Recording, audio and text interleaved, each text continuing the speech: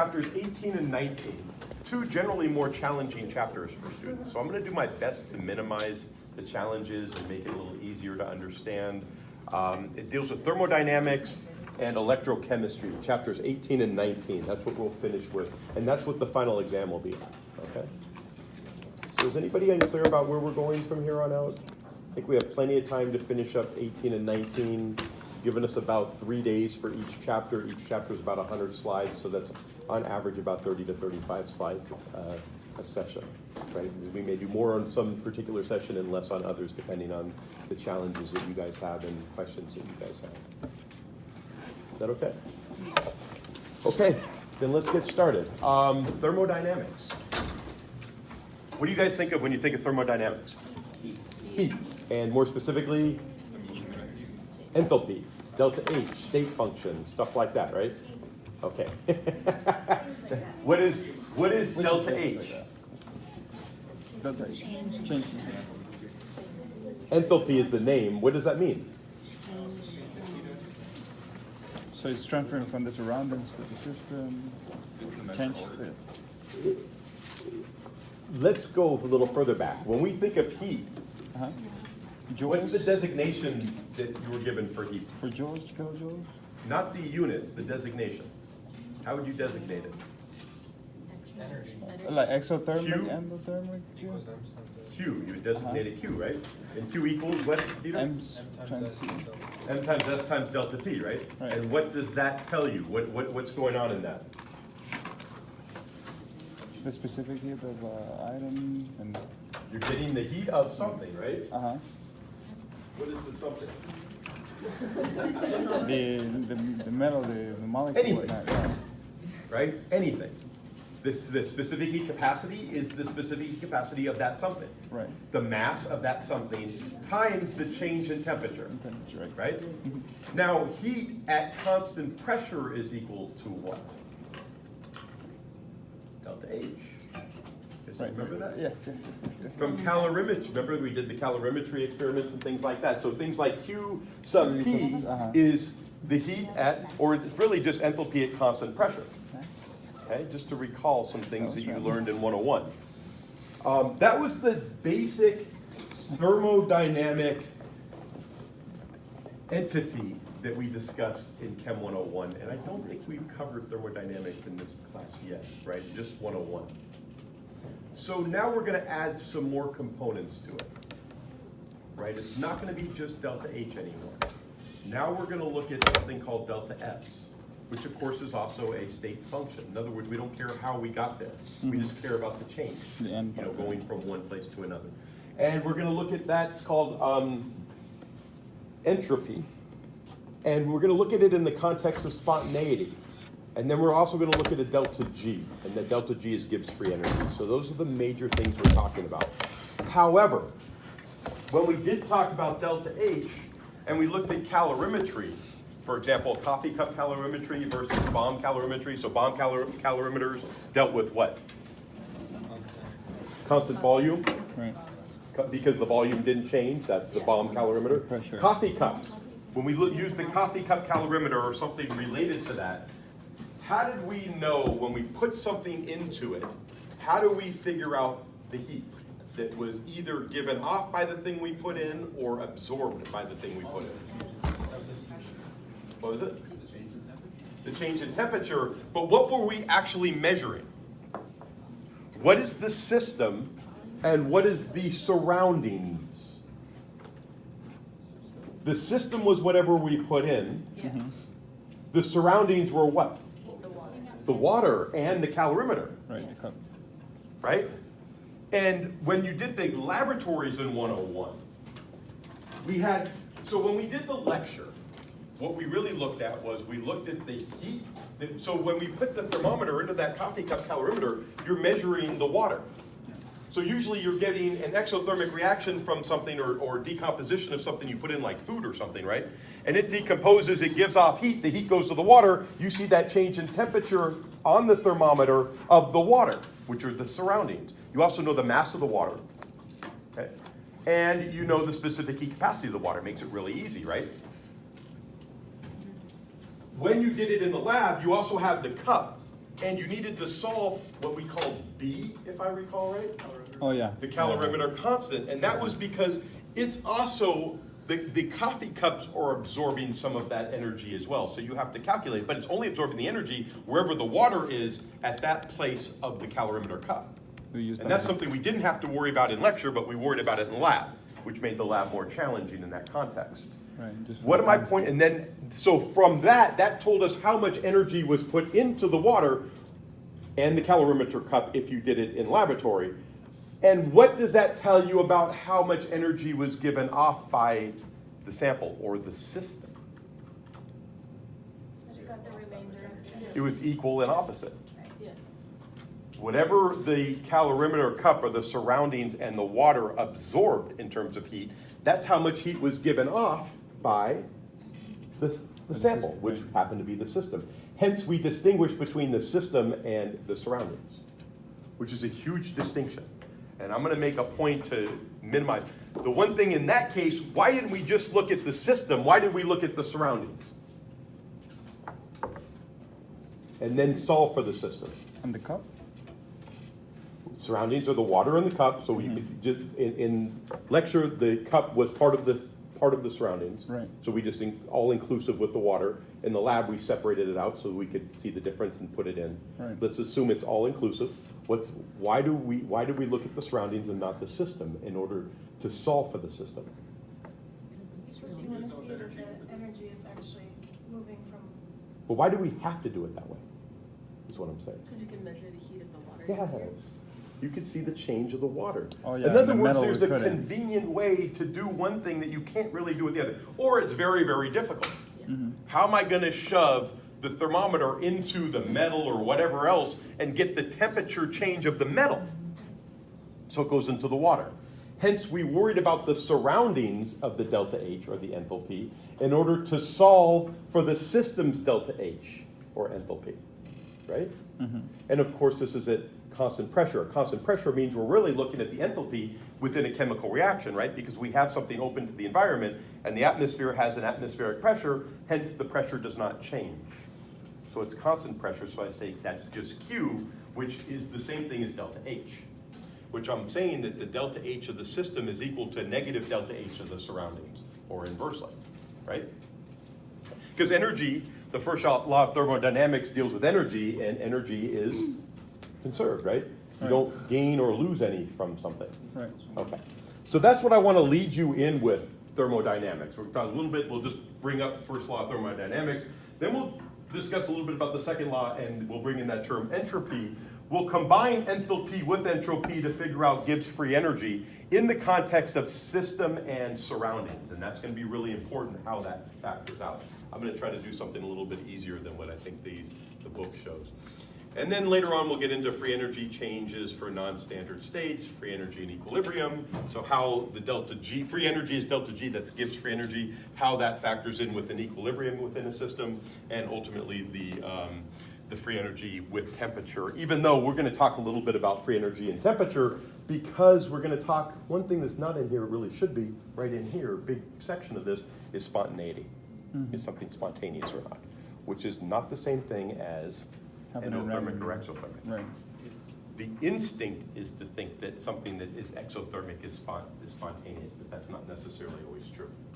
Okay, and we'll discuss why and how to figure that out, and what the relevance is of things like entropy versus enthalpy, and how they both factor into Gibbs free energy. So I'm going to try to tie those things together for you. Okay. So starting off here, this is just something you already kind of know. We could read this first law of thermodynamics, something we discussed before, law of conservation of energy. Energy is neither created nor destroyed, same thing as matter, right? Especially within a chemical reaction. Another way to state conservation of energy is also that the energy of the universe is constant. Okay. That term universe is just meaning everything. So when I think of a system, right, I have a system, and then I have its surroundings. The system plus the surroundings equals the universe. And we're going to look at the entropy in that context, okay, initially. And then I'm gonna move you off of that, which the book likes to stick you to it, and it's really not that functional or useful for you in future like endeavors if you do anything related to this. I'll put it more in the context of Gibbs free energy, which the book does eventually, just not, it overextends its learning process in delta 8S in my opinion. Okay, this is no big deal. I'll let you read that. One thing I do want to also put in here, sometimes you're going to get examples through this chapter to illustrate a point that may just be like a phase change, okay? But for the most part, the thermodynamics we're interested in applying to is a chemical reaction. Right, keep that also in mind. So here I have carbon plus oxygen gives me carbon dioxide and heat. So this is clearly what kind of chemical reaction if I think of it in terms of delta H or enthalpy? Exothermic, because the heat's on the right side or the product side. This is not an equilibrium, by the way. Keep that in mind also. Now you're going to go back and look at some things from before, like Chem 101, where we didn't talk about equilibriums, and then we're going to integrate equilibriums into this as well.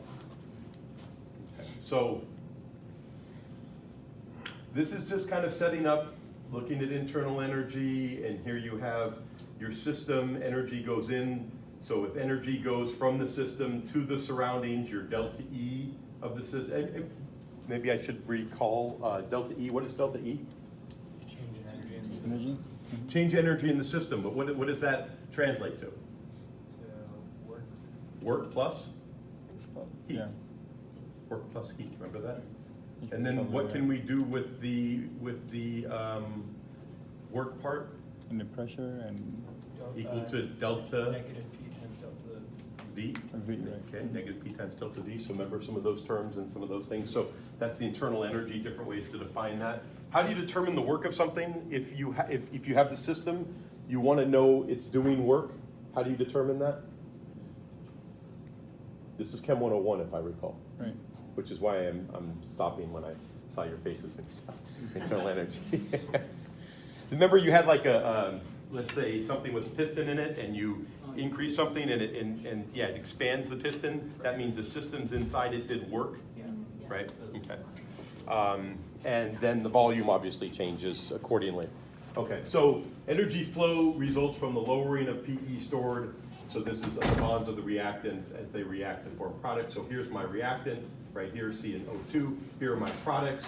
The overall internal energy is negative because it released energy. Okay. So that's just sort of a review. Okay, this is saying the same thing we already said. Okay, this is the key here, this statement here. So the first law of thermodynamics tells you that there's no exchange in terms of loss or gain of energy. But what it doesn't tell me here is that this will happen spontaneously, automatically, right? That's what it doesn't tell me, and that's for any reaction, and that's what this statement here is saying. In other words, you cannot determine the spontaneity. So let me state this. Spontaneous means that it will just happen. We're not talking about the rate of the reaction. It could happen over some time frame. It could happen very fast. Those are kinetics. You guys learned that in the first chapter in this semester. That's not what I'm referencing. But whether or not it will just happen. So if I'm sitting with a ball on top of a hill, will it just roll down? Yeah. Yes, it's spontaneous. Will it roll up? No. Not spontaneous. Okay.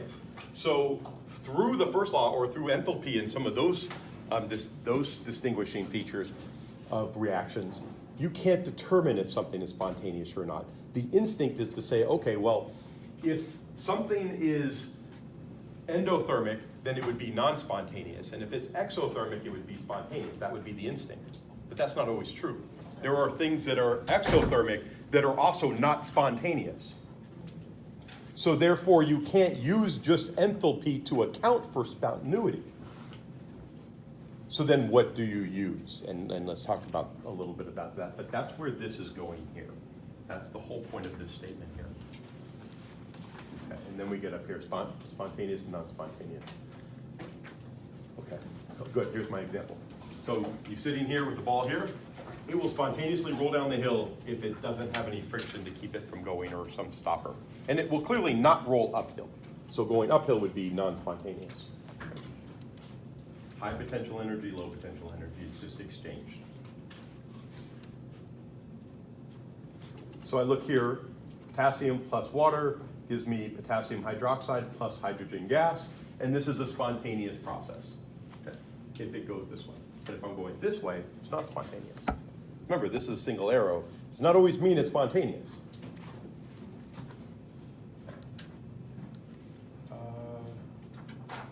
This is just emphasizing the idea that the kinetics we're not talking about here. That's just the speed or the rate of the reaction, whether it's spontaneous or not. That's not relevant to spontaneity. Okay. Here, this is the one I like. This is what I'm looking for. This you buy after somebody fixes it up, blah, blah, blah. And guess what it looks like that 80 years down the line? It will never go back this way automatically without somebody putting in work. This, from here to here, is a spontaneous process. From here to here, it's not. This will automatically happen in the universe, where this way will not. Hence the distinction between spontaneous and not spontaneous. So then what drives that? Is that just because energy was put in here to cause this? And what does that mean, and how do we assess that? Right, so it's clearly not just enthalpy or delta H that's causing this to go from here to here. Okay. So with that, we're going to bring in a term here called entropy, and how entropy plays a role in spontaneity. Okay, so I walked you through this earlier. I walked you through that because before we started talking, I wanted to lay out the groundwork for where we were going. So even though most spontaneous processes are exothermic, not all of them are. Okay, and hence, therefore, the term enthalpy cannot be associated with the spontaneity component. Something else must drive that process. And I'm going to now introduce entropy here. Okay. So entropy is the second thermodynamic quantity, maybe even the third, since we talked about delta E as well, but for the most part, delta H, enthalpy, and now delta S, entropy. And what entropy is just the measure of randomness or disorder of something. Okay? And it's measured in terms of units in energy per temperature. So in this case, that's joules per Kelvin, right? For energy, that's Q over temperature. I want to keep that in context because that will come up later as you start assessing things.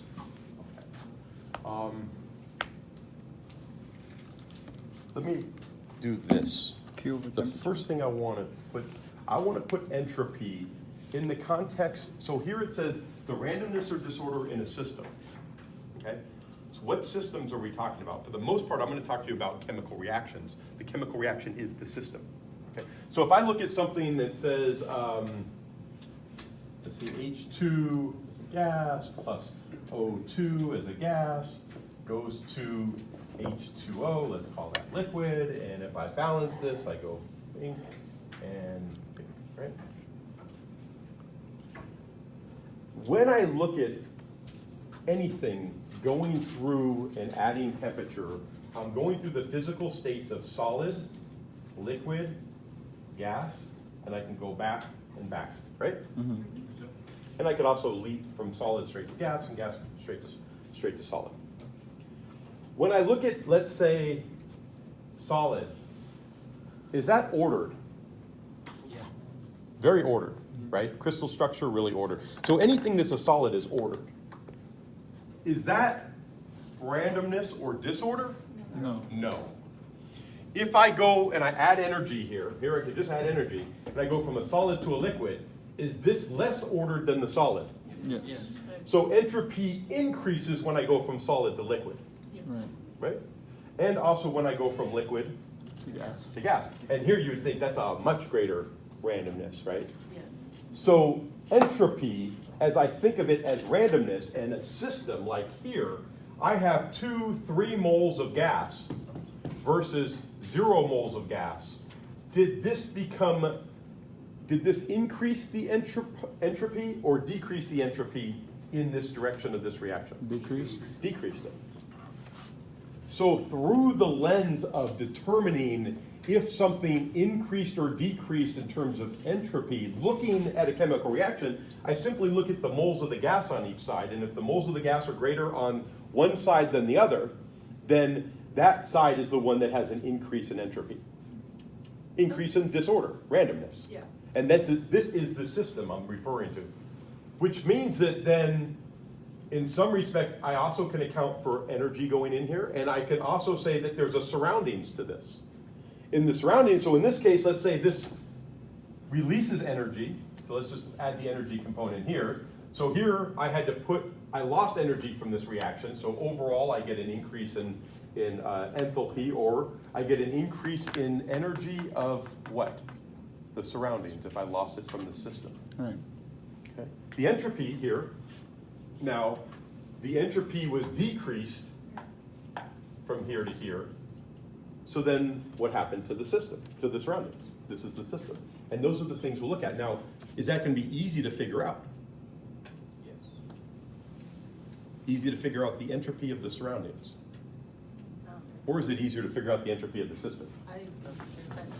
The system. So remember the example I gave you when we looked at coffee calorimeter. Why did we look at the surroundings there and then determine the enthalpy of the system as a result of that? Because it was easy. Because we're putting in, first of all, we know the CS, right? Or the specific heat capacity of the water. That makes it easier. We also can see the temperature change in a thermometer. Yeah. In this case, you could look and you could assess and see whether or not the entropy increased or decreased. But it's harder then to say what happened to the surroundings in terms of the entropy, because it's not the same as the energy is not conserved here, where you have a certain amount of energy that goes out from here, and that same amount goes into the surroundings. That's not the case with entropy. Mm-hmm.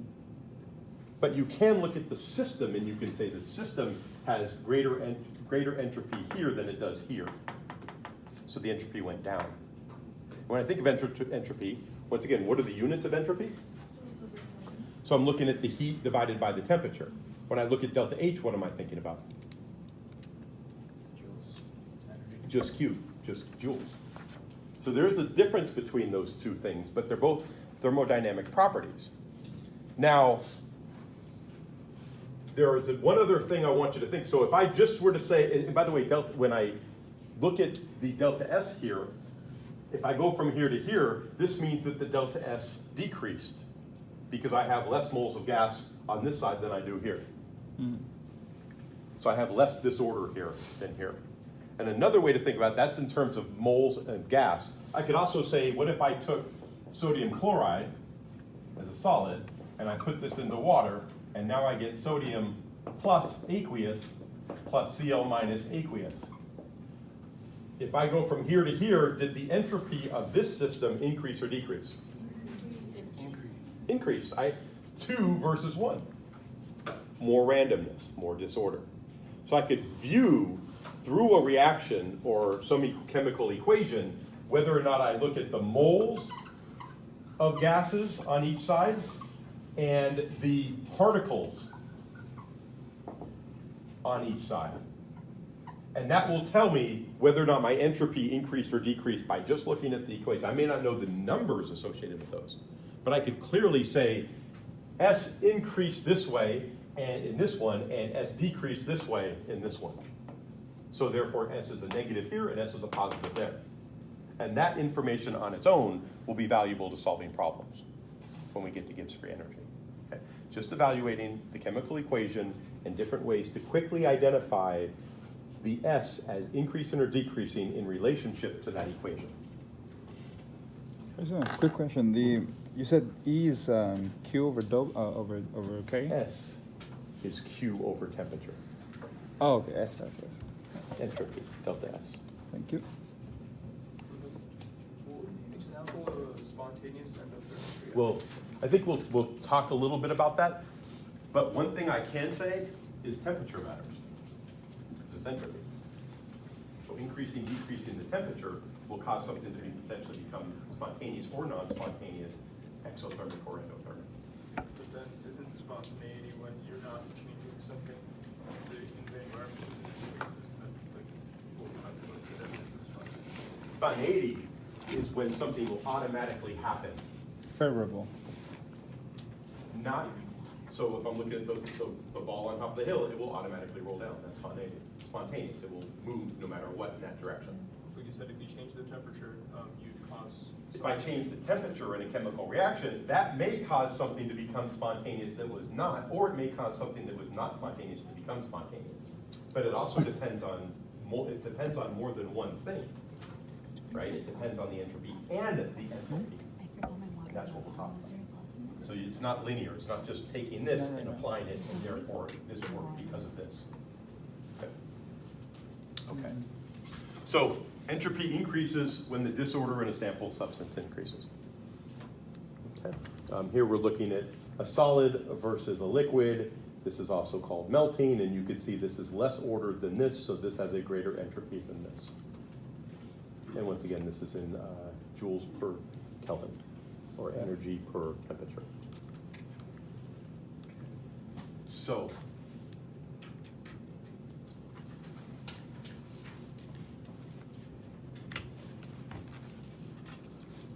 I'm now going to use the term delta S of the universe.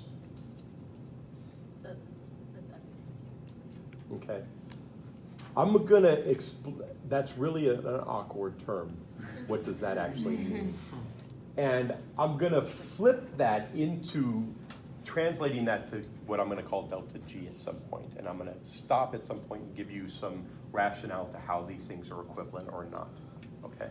So just kind of think of that now. So the second law of thermodynamics states that for any spontaneous process, the entropy of the universe increases. And that's it. So delta S of the system does not equal negative delta S of the surroundings, which is what delta H does. And that's why I brought that up earlier. Okay? But delta S of the universe is equal to delta S of the system plus delta S of the surroundings. Okay, so that's what delta S of the universe means. I'll rephrase that or rename it a little bit later. Okay.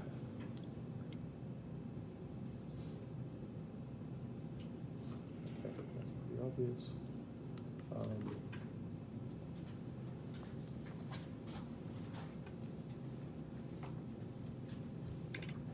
Okay, here's a little thing I think from this textbook that talks a little bit about, this is more,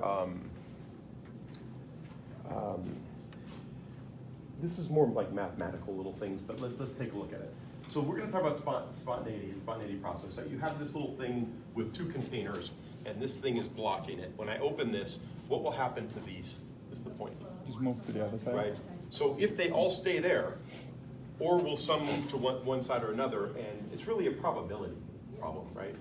Anybody have statistics? It's really, yeah. So you're going to see this is very similar to a statistics style problem. They're trying to relate entropy and spontaneity here, and you'll see that the more randomness it is, more entropy there is, the more spontaneous things will move towards that direction and fulfill that type of.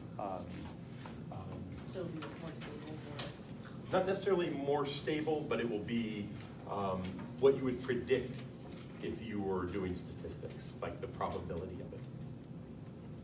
So let's take a look. Okay. So you have these here. So you have state A. Oh wait, don't you guys have?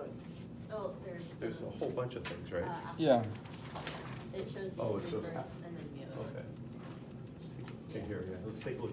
This is just a probability kind of thing. So if I started like this, right, state A, Yeah. what's the probability that they'll all go to state B if I open this little thing here, or that two will go over here? And if the two will go over there, which two go over there? And that's where you're looking here. So the two up top and the two on the bottom, these two, those two, these two, those two, et cetera, et cetera. The idea here is that there's 6 possible ways that this can happen, where you get 2 and 2, right? But if you go back here, there's only one way of this and one way of that, right? So this is more likely that you'll end up with state C here, which means that this would be the spontaneous process of 2 and 2. simply because of the probability that you'll have 6 versus 1 versus 1, 6 possibilities here. I kind of find this is odd because it's trying to relate a scenario of probability to a chemical equation, which is a little bit different, even though you can do that. So this might help some people see it. So these are just the different possibilities. You get 6 possible ways. So ultimately, A, B, C, you're likely to get C. This would be the more spontaneous process. This is also the one that has the greatest what? Entropy, right? This is much more ordered. These two are the same order. These are clearly more spread out. So that means they're more random. Okay, so that's all this is really showing you. And the delta S is equal to the initial entropy minus the final entropy minus the initial entropy in terms of the delta S. But anytime you have a delta here, it's always whatever final minus initial. That's same thing with the temperature, same thing with internal energy, delta E, same thing with enthalpy, delta H. Okay, and if the delta S increases, then you have an increase of delta S in the universe. It's a spontaneous process. That's the key.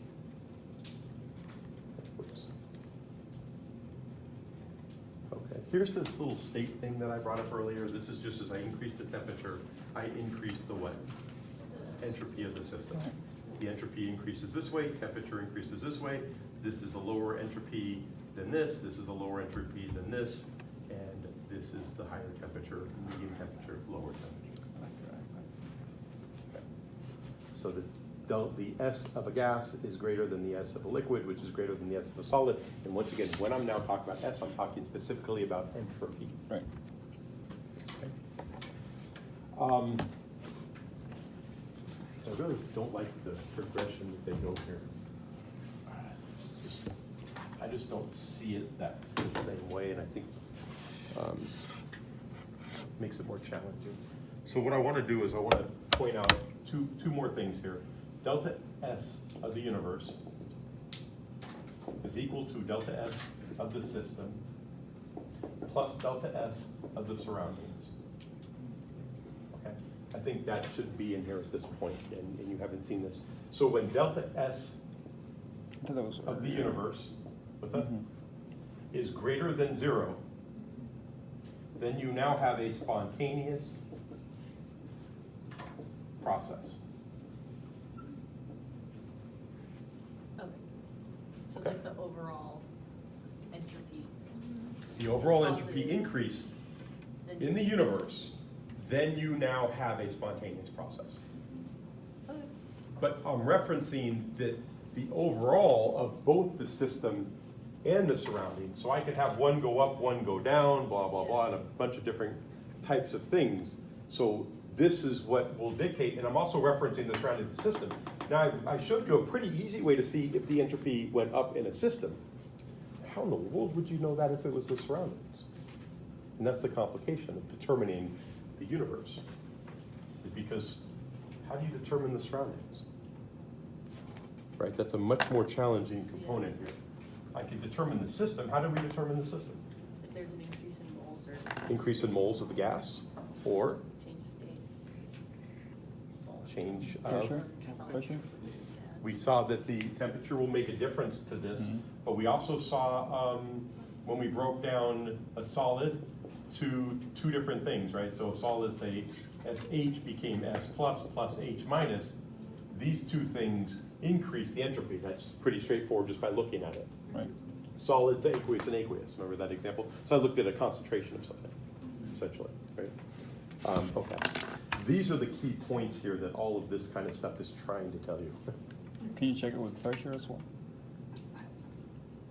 We can get into that, but we're not going to. Okay. So, predicting the sign of delta S for processes involving the change, blah, blah, blah. Entropy increases when delta S is greater than 0. When, okay, good. Here's kind of the thing I was putting on the sideboard, okay. When the phase change goes from solid to liquid, phase transition from solid to a gas, these are pretty obvious. Here's increase the moles of the gas during a chemical reaction. This one is what I was referencing on the sideboard earlier. These things are pretty obvious here. Entropy is going to increase that way. Just the entropy of the system. It does not mean, so this is okay. This needs to be really, really clear here. And the reason why I keep pointing these things out and started the way I did was, we are looking at this, and this. So which one am I talking about matters here? System. Right? So if I'm talking about the system, that in no way means that it's a spontaneous process. Yes, because it depends on the surroundings. Because it depends on the surroundings also. But when the universe is greater than zero, this one here, maybe I should make sure, yeah, I'm trying to make connections here that they don't make that clearly, in my opinion, in here. When this is greater than zero, now you have a spontaneous process. Right. This could both be positive, then you have a, Spontaneous. this is positive, this is negative, or this is negative, this is positive, then you don't know whichever one's higher. Right. If the S is higher, then you have this in a spontaneous situation. Mm-hmm. Or this could be negative, this could be negative, then you have obviously a non-spontaneous situation. Okay, so when I'm looking at the delta S and I'm relating it to spontaneity, I'm referencing the universe as a result of what happens within the system and the surroundings of the delta S's. But this one's not so easy to solve. This one I'll just do this. What is it? This one I can solve. So everybody see, I want to make very clear what the challenges are, what you're seeing, what you're looking for in making the determination, and why these little subscripts, which generally do matter, but we tend to ignore, mean everything in this context. Because without understanding those subscripts, then you really don't know which one you're referencing. It's really easy just to say, oh yeah, the system, it's a positive, therefore it's spontaneous, but that's not right. Okay, and that's what I'm going to try to walk you through. So, in general, entropy increases for each of the following. So this is just the entropy. Does this say anything about spontaneity? No. No. So this is referencing what here? System. The system. Okay, and that's where these notes, in my opinion, they don't point these things out well enough. And that's what my job is, right? Is to make sure that you're clear on what it is we're talking about and why, and how to distinguish things from each other. Yeah, they say it later, but not in that context. Right. Yeah, And you're looking at this, and the first thing you're thinking is, oh, that must be spontaneous, but it never even, it doesn't have any reference to it. I think they go through this awkwardly in this. So I'm going to try to walk you through how I see it and try to make it easier. Okay, so let's predict the signs for each of the processes. Once again, now, what am I talking about here? This one, or this one? System. System, very good. And I'm making sure you recognize these distinctions. Otherwise, you'll have no idea what you're doing when you look at these. So here, the delta S of this system of boiling water, what is the delta S positive or negative? Positive. Very simple now, right? Yeah, If I had asked about the surroundings here, what would you say? I don't know. What if I asked about the universe? I don't know. Exactly. I don't know, right? You don't know. So then if I said, is this a spontaneous process or not, what would you say? Don't know. Don't know, you Can't exactly. tell. Right. That's my point. Yes. Not enough Very info. good. You see, when I put it in that context, it Yeah. makes it a little easier to see what you're looking at. So for here, what about this? Negative. Negative. Negative, Right. absolutely, because I have gas here and this went to the solid there. What about here? Positive. Okay, because I have no gas here and I have a gas there, or randomness. So the delta S of these systems are related this way. That much I know, nothing more. Just to put this in context, does this mean that that this is a spontaneous, this is not a spontaneous process? Let me ask that. No, it's your surroundings can just be. Because you don't know. higher. Yes, you don't know. Any of these may be spontaneous, none of them may be. You don't know enough information at the point. Okay, want to make that really, really clear.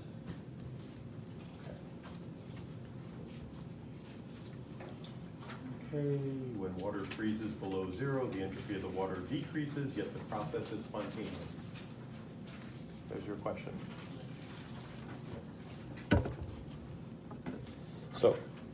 So I'm looking at the second box here. When water freezes below 0 degrees, the entropy of the water decreases, yet the process is spontaneous. How can that be? Temperature matter. Because Goes from liquid to solid? Because you don't know about the delta S of the surroundings. The reference is for the delta S of the universe, not the system. Say that The again? system here would be negative, right? Right. Because you're getting more order, less entropy. Which means, though, that the surroundings are what? Greater. Greater and greater positive, and that positive is greater than this. Overrides the negative, right? Still gives you positive. And then what other component would fit into that to allow for it? Where is the cutoff happening? At some temperature. So temperature plays a role here. Obviously, since entropy is what? Heat divided by temperature. So then the temperature is going to play a role in determining this for the overall of this in order to see this and determine if you have a spontaneous or non-spontaneous process. Okay. Mhm.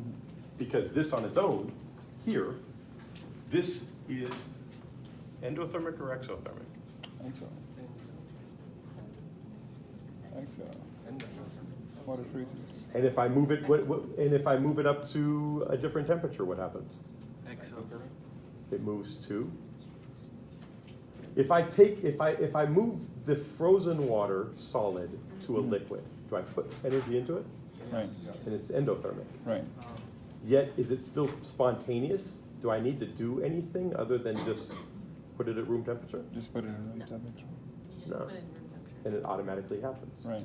That's a spontaneous process. I'm- But it's an endothermic process, but it's spontaneous. So something that's spontaneous, it means it's more likely to happen? Or No, just it happens? automatically will happen. And like you don't do anything to it? You don't it do just anything to always- it, it just happens. Okay. So water at room temperature, Water, liquid at room temperature, liquid H2O at room temperature. just evaporate. It would not evaporate. Some will, right? We have the Oh, vapor okay, pressure. yeah, right. Mhm. If you want to get into great detail there, but most of it will not, depending on the volume and amount. Hmm. But if I move it to, if I add energy to it, and it goes over 100 degrees, it all becomes more gas and it becomes more random, endothermic process Okay. of the system, but it's still not accounting for the whole universe yet. And that's why I put this up here to make sure that these things are related. This is the tough one, that's the one that we'll be able to solve for. That means I have to make a manipulation to this thing. Okay, so let's walk through a little bit more. Entropy of water decreases, the entropy of the universe must increase, blah, blah, blah. Everything I've already said in a different way. So this sort of talks about what I was mentioning, the entropy of the system and the surroundings. So now they're just getting into this a little bit. They'll give you a little bit of their type of information. And here's what I put up here early on, Mhm. so that you had a framework of what we were talking about as I walked you through it. This is the key here. The thing is, as I keep pointing out, is this is not so easy to solve for. Okay. So if I look here, and I just say the freezing of, I just say some process. In this case, you could put anything you want here. The key here is that if I look at the delta S of the system, negative entropy, delta S of the surroundings, positive. If the delta S of the universe, in other words, this is greater than this, then I now have a spontaneous process. That's the point. It doesn't matter what it is. They give you one example, and you could put hundreds of examples in there. Okay. And, oops. Does this make sense here? I think there's another slide that has both possibilities, because I could also have this being greater than this, and then this would be on this side, and therefore I have what? A non-spontaneous process. Right. This is the one that's indicating spontaneity. Yeah. And this is based off of these two, the addition of those two. That's the next slide. Yeah.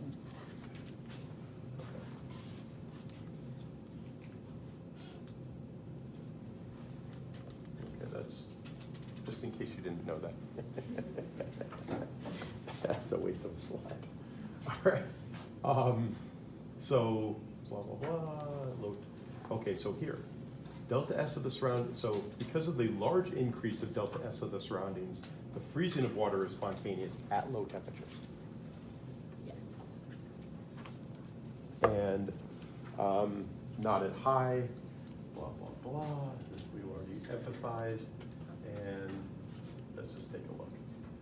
Here, this is what I was, so once again, here's the key here. And here, the delta S of the universe is positive. The delta S of the surroundings are greater than the delta S of the system, and therefore, it's spontaneous. And this occurs at lower temperatures. Come over here at higher temperatures under the same system. And now the delta S of surroundings is smaller than the delta S of the system, therefore the delta S of the universe is Not spontaneous. not spontaneous. It's lower in delta S. This would be at higher temperatures, as you would expect. If I create a higher temperature, if I put this at 20 degrees, is it going to freeze spontaneously? Celsius, No. If I put it at 0 degrees, will it freeze spontaneously? Yes. Yes. And the difference is these two. The delta S of the surroundings is greater than the delta S of the system at those temperatures. So it's temperature dependent. But you notice that temperature dependent, obviously, if these two are opposed to each other. If these are both positive, would it matter what the temperature is? No. No. It would automatically be what? Spontaneous. Spontaneous. If these two were both negative, would it be spontaneous? No.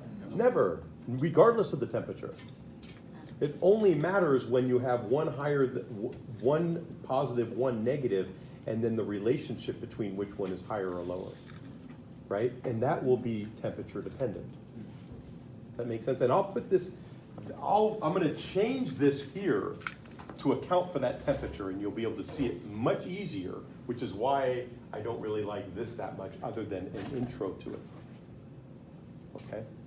And you'll see what I mean by that. So this is negative, this is positive and large at low temperatures, and positive and small at high temperatures. So therefore, it's spontaneous at low temperature and non-spontaneous at high temperature. And once again, I'll put that T, the temperature, into this equation when I rearrange the equation. The first thing is which part of these am I going to rearrange?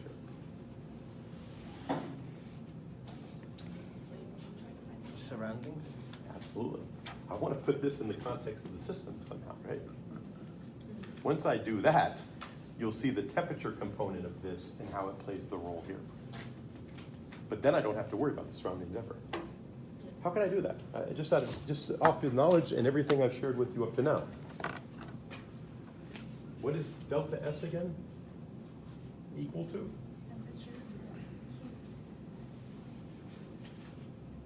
Heat over temperature. Okay. So we'll get back to this, and what we'll do is we'll use this and our knowledge to substitute for that. Right? And then all of a sudden you'll see where the temperature plays a role. But that's where I'm moving with it. Does this make sense? How it's being laid out? Okay, good.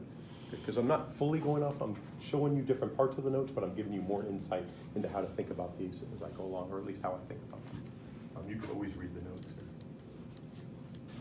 Okay. We're doing pretty good here. Okay, we need to know the system exchange.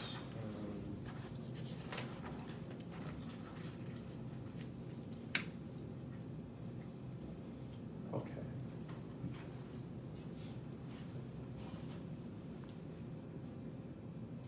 I think this is a good one.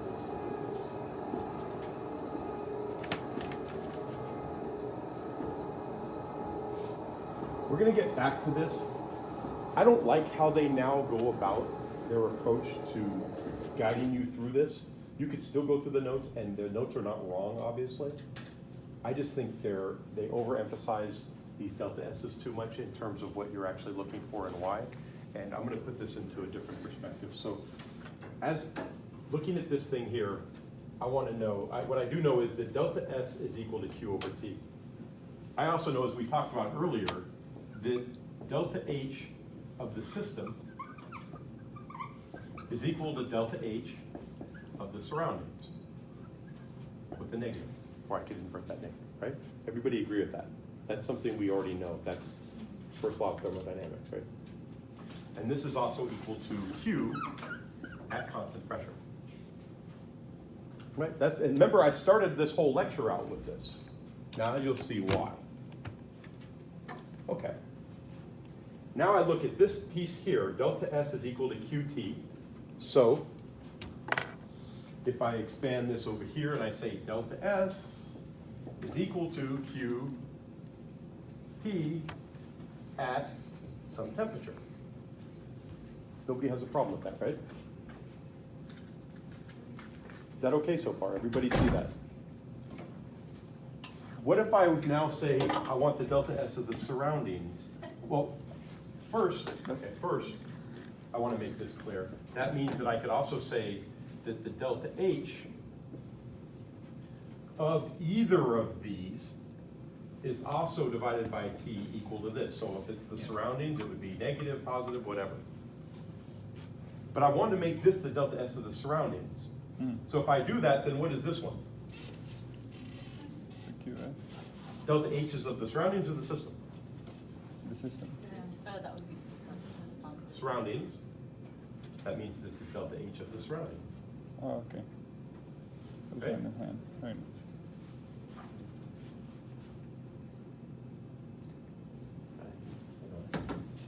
It's so long, kind of just make it, let me just go SURR for surroundings. Is that okay? Yeah. It's easier. Everybody okay with that? But what am I trying to make this into? Just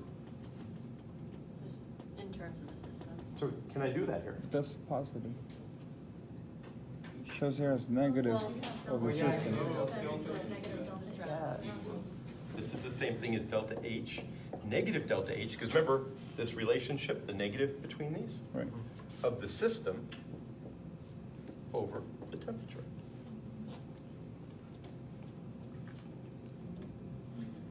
I think then, they don't, does this make sense? Right? They show you some proportionality in things and whatever in the text. This is what's happening. And then I want to take this and I want to plug it into here so that now everything when I'm referencing the universe is related to what? The system, something that I can assess. Everybody see that? Makes it a lot easier now. Now you're working with just a system. I'm not worried about the surroundings. Okay? So now if I do that, I have delta S of the universe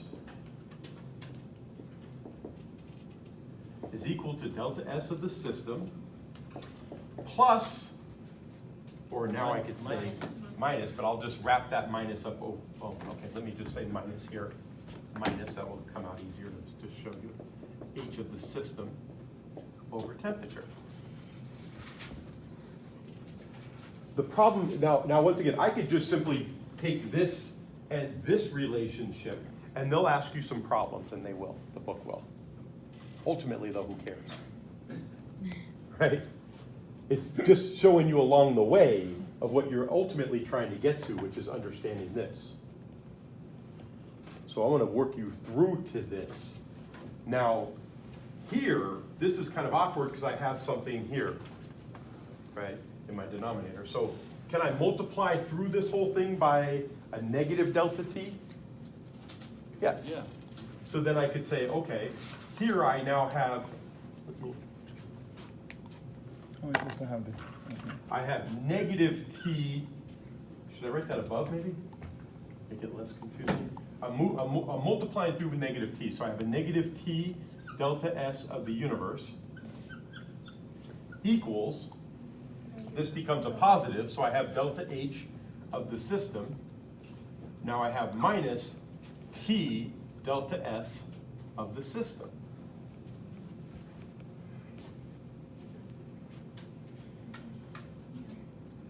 In this equation here,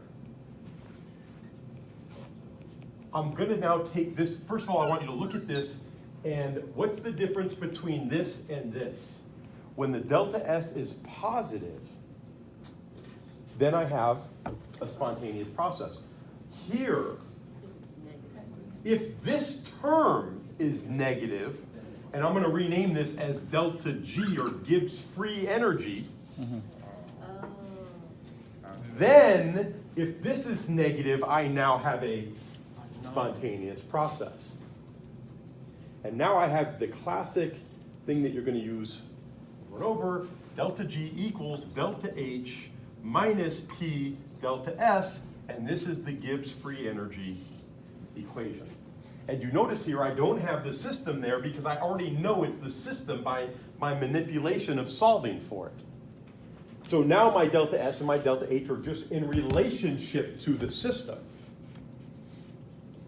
And my delta G is Gibbs free energy. So when delta G is now negative, it's now a spontaneous reaction, and it's based off of both the enthalpy of the system and the entropy of the system, and the entropy and also the temperature. So at higher or lower temperature, things are or are not spontaneous, which is what you just saw with the phase change. Okay? That's the easiest way I think it is to understand this. Not going through this convoluted notes from the book. I think that's a really odd way to do it. They emphasize things and they leave things out, and then all of a sudden things just appear in relationships of things and whatever. This is really what's happening. Are there any questions on that? This is really the foundation for the rest of this chapter. The rest of this chapter is easy after this. Okay, so like, I have it mostly done, but can you just like run through that process one for one? Which part? From here, from here? From the blue, yeah, from the blue down, and then Yeah. Okay, so here, all I did was I said that this is just coming off of Thermodynamics Chem 101. Delta H of the system is equal to negative delta H of the surroundings when you have the heat at constant pressure. pressure, right? Okay. Right? No big deal. So this negative, all I'm saying is that this could be the negative. This is the relationship between these two are negative and positive. What the amount that I put in is the same amount I got out. Right? That's all this is saying here. Now, when I'm looking at the delta S is equal to this, Q over T. So then I say, okay, the delta S of the system would be equal to the delta S of the system Surround. over equal to the delta H of the system over temperature. If I say the surroundings, then it's equal to the delta S of the surroundings is equal to the delta H of the surroundings over temperature at constant pressure. Okay. I'm assuming this is constant pressure. Yeah. So then if this is true, then I know this relationship here. I could substitute the system here with the surroundings. Nice. So that's where the negative comes from here, because it's just a negative relationship there. Okay. So once I have this, I can simply plug this right into there, and then I get this. And then from here, I want the T on top. So I just multiply by negative T. This becomes here, that becomes positive. This becomes negative the T, delta S of the system, and this becomes negative T, delta S of the universe. Just So multiply through a negative T, right? So now this I condense into one term and I call it delta G, and all the rest are these, and now I just take away the system because I know everything's based off of the system. So now it's just delta G equals delta H minus T delta S, which is Gibbs free energy. The free energy, the difference though between this and this, the delta S of the universe and the delta G, is that this is straight entropy. So when this is positive, then it's spontaneous of the universe. Now with the delta G, because it's negative here, when the delta G is negative, it's now a spontaneous process, yes. Because that means the delta S is positive. Because the T is always positive, because the T is given in Kelvin. Absolute temperature, it's always positive. So that means that the delta S has to be positive for this term to be negative. Hence, spontaneity. So when we're working on Gibbs free energy problems, are we gonna have like the assumption like the baseline that's gonna be constant pressure? Okay. Well, especially when you're dealing with chemical reaction. That's kind of the foundation for it, right? That's why we were able to do this whole thing. That's why this was always used in the chemical reactions. You only care, this is QP, Q at constant pressure gives you this, because it's always open to the atmosphere. And the reason we did that is because we couldn't figure out earlier we did that. And that's why I put this here, and that's why I prefaced the way I built this up, was to show you that this was the more challenging part. I have to give you this, you're not gonna solve for that. Nice. So again, since Gibbs free energy represents all of that, and that chunk is negative, that means the delta H of the system is probably So positive. if you No. plug in positive and negative. Delta H can be positive or negative depending on what delta S Delta is. G is equal to. Overall, the delta G has to be negative.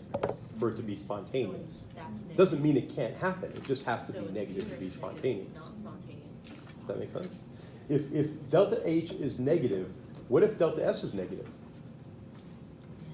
Yeah, they're just more negative. Then it depends on which one's more or less. Hence, what does it depend on? Either this is Look. the temperature. The temperature. Right? If delta S is negative, Mhm. this whole term becomes positive. Right. If this is positive, what happens to the spontaneity? Increases. It's not spontaneous because delta G would now be positive. Right. It doesn't want to be increased. Yeah. If delta S is positive Mhm. and delta H is negative, what happens to delta G? Depends on the amount. Delta H is negative, delta S is positive. Depends on the amount. Depends on what? Which one is greater? Overall. Is the positive They're both outweighing? negative. Overall, delta G is negative. Yeah, but Yeah. if it's negative and the negative will become positive. Negative and then delta S. I said if delta S is positive and delta H is negative. I Oh, was very okay, clear about okay. it. I didn't say that it could be anything. Oh, I said if delta S is positive and delta H is negative, Yes. is it spontaneous? Yes. Yes.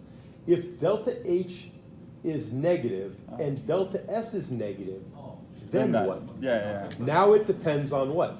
On the amount. The Yeah. temperature, because would this be at lower temperature spontaneous or higher temperature spontaneous if delta S is negative? Lower.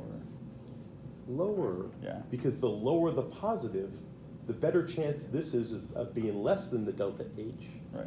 and therefore it would be a spontaneous reaction. Mhm. So you already know there are four possibilities here.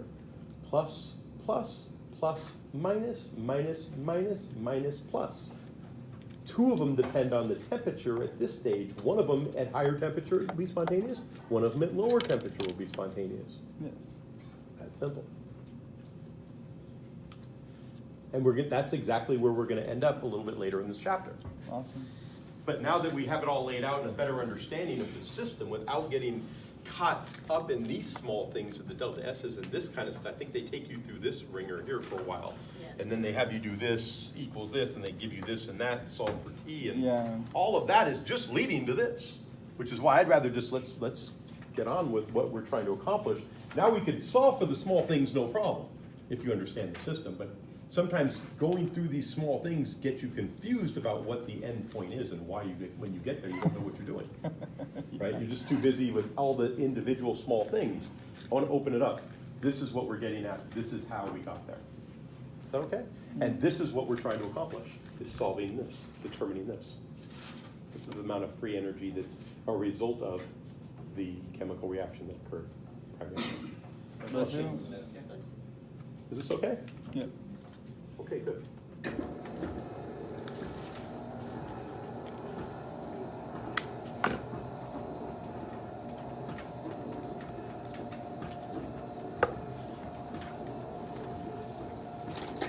Okay, so system exchanges heat with this blah, blah, blah.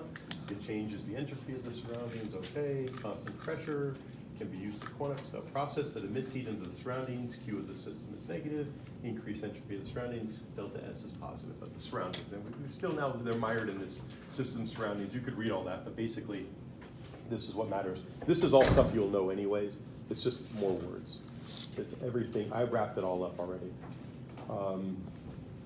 Here's where they give you the proportionality of that, what I gave you down below.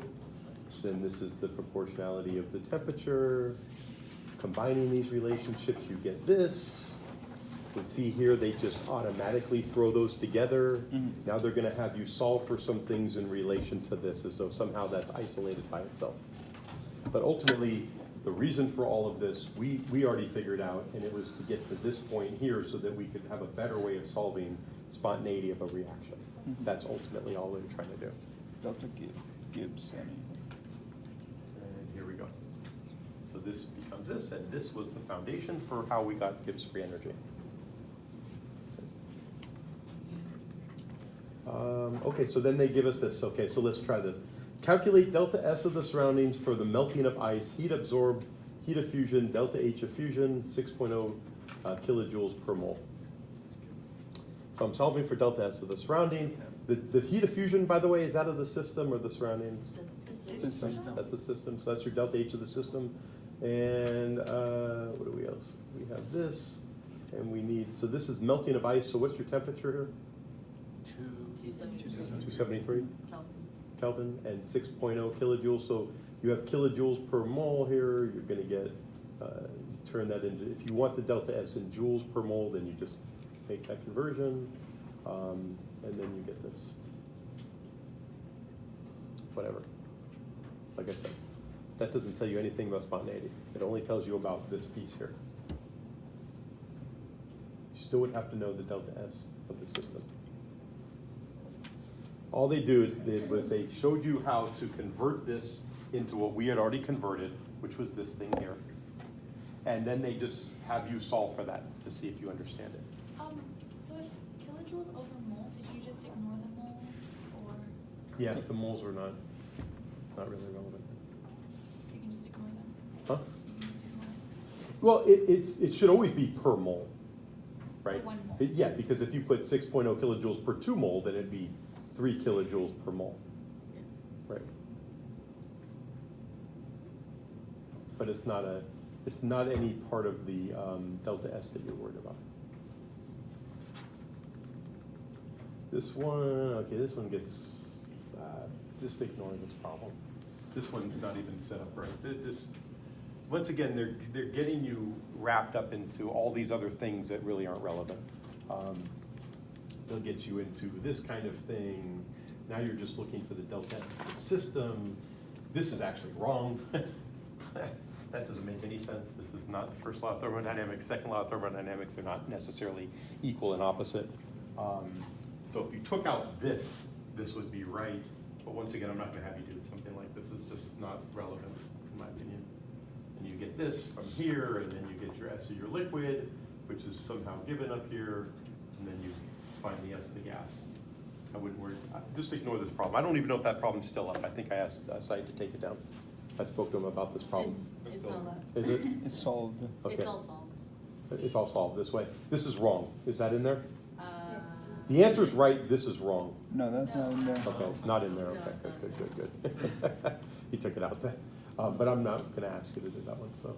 And this also has another component that I haven't introduced yet. So what's in here that's different? The gas and liquid one? Equilibrium. Oh, equilibrium. Yeah, and I'm gonna bring that up a little bit later. So this is just out of place, so don't worry about it. Here, let's, this one I think I like. So consider the combustion of propane gas. So I have this to this, going here to here. I give you the delta H. Delta H is important here, right? You have to know it. Yeah. And first it says calculate the delta S of the surroundings associated with this reaction occurring at 25 degrees. Mhm. So the delta S of the surroundings is equal to the negative delta S of the system divided by the temperature. Right. Okay, no big deal. Determine the sign of delta S of the system. Can I do that? Yeah. How? What's the sign, positive or negative? Oh, wait. Well, positive will be because of the negative of the system. I have 5 and 1, I have 6 moles of gas on this side. Mhm. I have 3 and 4, I have 7 moles of gas on this side. So it's negative. Oh, positive. Does it become more or less disordered? More. More, and that means it's an increase in what? Delta. In delta S, in entropy. So this should be positive. Mhm. I'm looking at the delta H of the system, but I see what you're talking about. Yeah. That's why I like this Yeah. little setup. Mhm. Okay. And here, determine the sign of delta S of the universe. Now, if you know that delta S of the system is positive, Mhm. and you know that the delta H is negative, and you think of what we did over here, which was just delta G we're looking for here, right, is equal Right. to delta H. H. Of the system minus T delta S. Is this right? Right. So if delta H is negative Right. and delta S is positive, Oh. delta G is what? Negative, and therefore is it spontaneous? Yes. Yes. Okay. Pretty easy problem when you break it down now, right? But you have to know all the things prior, which is why I don't understand the progression of this. So let's take a look. This one, like we said, is just the delta H over negative delta H of the system over the T, which is 298. That gives you 6.8 times 10 to the third joules per Kelvin. Once again, you know, on a multiple choice, obviously, look at the units. So if it asks for kilojoules or joules, then do that. On an exam here, if you left it with just kilojoules per Kelvin, unless I specify joules, which I don't here, then I don't really care, okay? I'm not gonna look to trick you about did you get the right units kind of thing. Unless I ask specifically for the joules per Kelvin, then I don't care if you leave it in kilojoules or you put it in joules, whatever you want, as long as it's right. Which is really just, can you take this and divide it by the temperature? Not a hard problem if you understand the problem. If you don't understand the problem, you'll do all kinds of crazy stuff, right? And then you know that's the key is you understand the problem. These are really easy. Do you need a cheat sheet for this? No. No. If you understood everything we did early on, this should be really, really easy. Next one, determine the sign. That's a positive. 7 versus 6, more disordered going this way. Mhm. Therefore, entropy Positive. increased. Right. That's it, of the system. Once again, remember, that's another important thing. This is the system I'm referencing here. That's what the moles are telling me. 6 moles of gas converted to 7 moles of gas. No big deal. Now, the universe, this is going to be positive if you kept it in this term, which is awkward, right? Because how do you figure out that thing? But what we were able to do was we were able to look at this here. Mhm. You see how much easier it is to think of this, not that nonsense, because once again, you have to equate this directly to what that is, which would just be, you know, what we did earlier, which is why they solved for A here, right? So this is telling you that this is positive here. You would have to solve for it, but if you didn't need to solve for it, you just wanted to know if it was positive or negative, you could do that real quickly by just looking at this in here. And then seeing Gibbs free energy. Either way, it should be the same. So I look at it from this perspective, which what they're trying to do, this is positive. That's positive, so positive and positive. Therefore, this is positive, therefore it's spontaneous, because here they're looking at delta S, not delta G. But you don't even need to solve for the delta S of the surroundings if you already know the delta S of the system by just looking at this equation here, which is the one you'll eventually get to anyways in the book, in the progression. It just gives you 2 ways to do it. This way is going to be much smoother and easier. Once again, this is really hard to assess what it means because of that. Okay? That makes sense? You have 2 different ways to do that here. Okay, good. Okay, so now, see how nice this is? We've already gotten here. We've already done this. The relationship between enthalpy in a system and entropy is shown through this. We simply plugged into this thing as we already did on the board. We get this relationship, and guess what? We get that. Right? And then from there, we get this, and now we already know that this is of the universe, this is of the system, this is of the system. System. Right. Yes. And this is this up here. And just a little note about Gibbs, the physicist. He brought together these 2 concepts of enthalpy and entropy into what he calls Gibbs free energy, and we'll talk more about what it means. Obviously, the term should make sense. Free energy, meaning energy given off from the reaction, what happens to it. Mm-hmm. Okay? Right, and that's the free energy. That's Gibbs free energy, and we'll talk a little bit more about that later in the chapter. How are you guys feeling about this so far? It's not too bad, right? Not bad. Good. Because this is usually a pretty challenging topic, especially when you start to get mired into the small areas and you keep focusing on, let's just solve for delta S of this or delta S. Let's just understand the bigger picture, why things are adjusted the way they are, and then how to solve those things in something more practical. And this is more practical right here, this equation here, which is, the only thing sometimes people get a little confused, if it's put in this context, this is a positive for spontaneity, this is a negative for spontaneity. But because of how we showed it, hopefully that this makes sense, because this is a negative T delta S is really what delta G is, right? Right. And so that negative is why this now has to be negative for spontaneity, or this is a positive for spontaneity, and that relationship, just make sure you're aware of. Peter? So delta G also equals delta S of the system?